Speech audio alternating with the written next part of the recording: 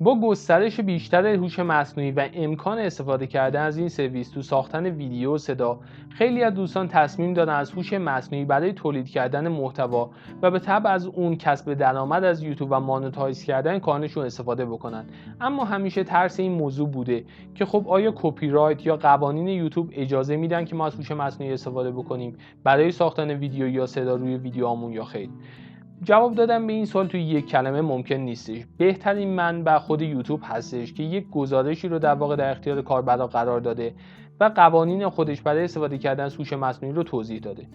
یوتیوب خودش از سال 2012 داره از هوش مصنوعی روی سرویس‌های خودش استفاده میکنه و مخالف استفاده کردن از هوش مصنوعی برای ساختن ویدیو و تولید محتوا نیست، اما چند تا قانون داره که توی این مقاله هم خب اومده اونها رو توضیح داده. اولین مورد و اولین محدودیتی که شما توی استفاده کردن از هوش مصنوعی دارید این هستش که نباید ویدیویی رو تولید بکنید که نزدیک به واقعیت باشه و با استفاده از اون ویدیو سعی داشته باشید کاربر رو گمراه بکنید. اگر مثلا ویدیویی بسازید که خب شبیه به واقعیت باشه و توی اون ویدیو توضیح نداده باشید که این ویدیو فیک هستش و با استفاده از هوش مصنوعی ساخته شده، به احتمال زیاد اگر یوتیوب متوجه این مورد بشه کانال شما رو حتی ممکنه بند بکنه و اگر مانتایز شده باشید قبلا ممکن کانالتون رو دیمانتایز بکنه و این اولین و مهمترین موردی هستش که باید اون رو مد نظر قرار بدید. همچنین یوتیوب خودش توضیح داده که قراره در آینده یک گزینه‌ای رو برای تولید کننده محتوا روی یوتیوب قرار بده که موقع آپلود کردن ویدیو میتونن مشخص بکنن که این ویدیو با استفاده از هوش مصنوعی ساخته شده یا نه، یا حتی شما در ساختن این ویدیو از هوش مصنوعی استفاده کردید یا خیر. و موقعی که این گزینه رو تیک بزنید یک پیغامی روی ویدیوتون نمایش داده میشه که تو تصویر میتونید اون پیغام رو ببینید که در واقع به کاربر داره اطلاع میده که این محتوایی که تولید شده با استفاده از هوش مصنوعی ساخته شده و ممکنه که فیک باشه.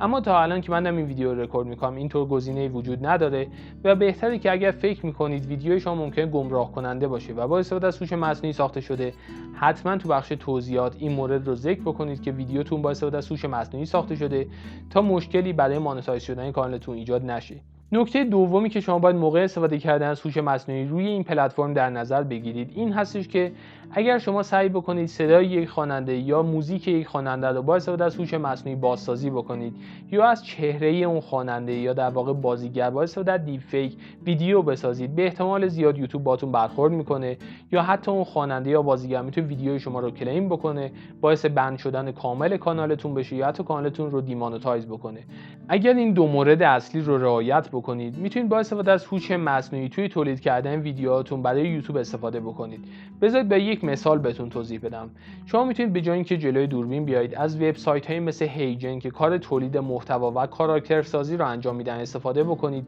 یک کاراکتر رو بسازید و در واقع صداگذاری رو هم حتی میتونید با استفاده از هوش مصنوعی و سرویس‌های مثل 11 لبز انجام بدید و ویدیوتون بدون مشکل مانتایز میشه. اما اگر سعی بکنید با استفاده از هوش مصنوعی به طور مثال صدای یک خواننده رو کپی بکنید و در واقع تقلید صدای خواننده‌ای رو انجام بدید یا یک آهنگ یک خواننده رو بدید یک خواننده دیگه بخونه، کاری که ما ایرانی‌ها توش خبره هستیم، احتمال زیاد توی یوتیوب به مشکل می‌خورید